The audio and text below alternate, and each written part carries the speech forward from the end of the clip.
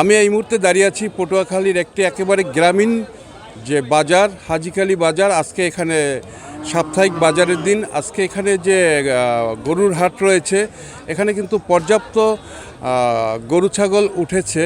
তো আমরা যেটা দেখেছি যে এখানে কিন্তু আজকে মাঝারি সাইজের গরুর আমদানিটা বেশি রয়েছে।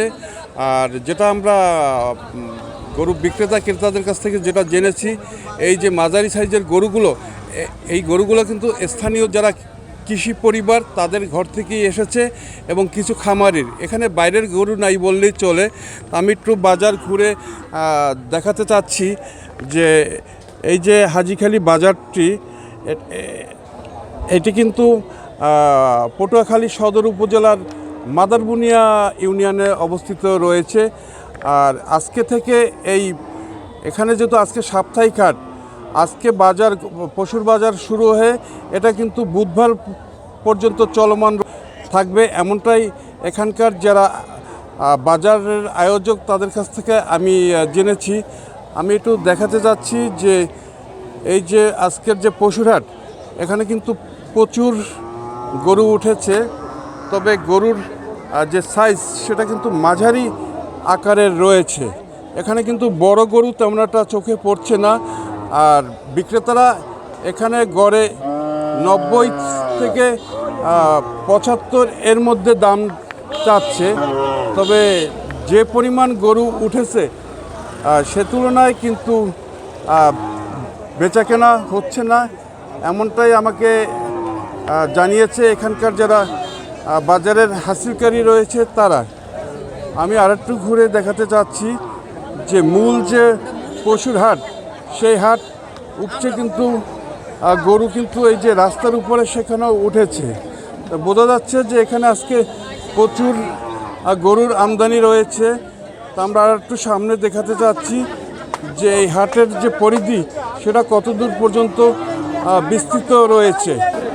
যেমনটা বলছিলাম যে আজকের এই যে হাটে পর্যাপ্ত গরু উঠেছে এবং সেই যে গরুর সমাগম সেটা কিন্তু অনেক দূর ছড়িয়ে ছিটিয়ে রয়েছে।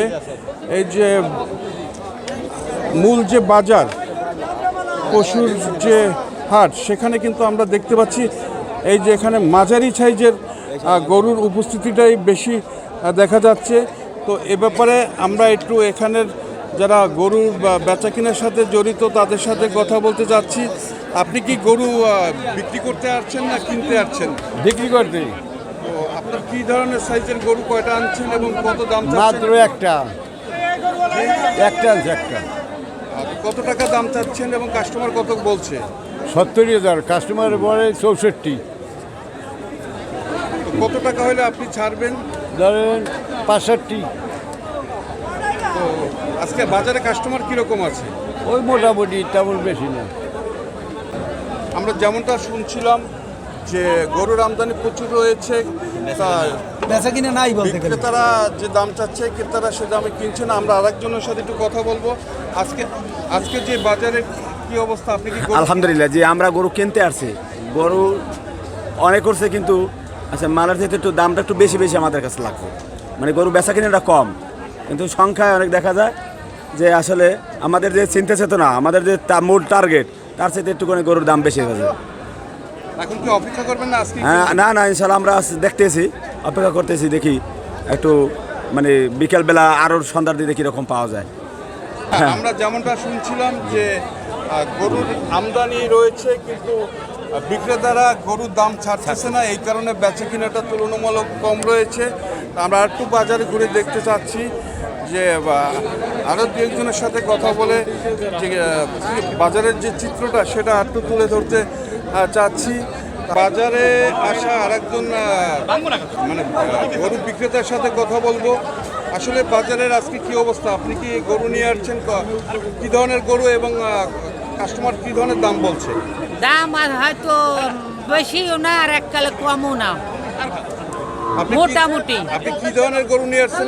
আমি এই লাল গরুটা নিয়ে আসছি। এই লাল গরু কোন সাইজের? মাঝারি সাইজের।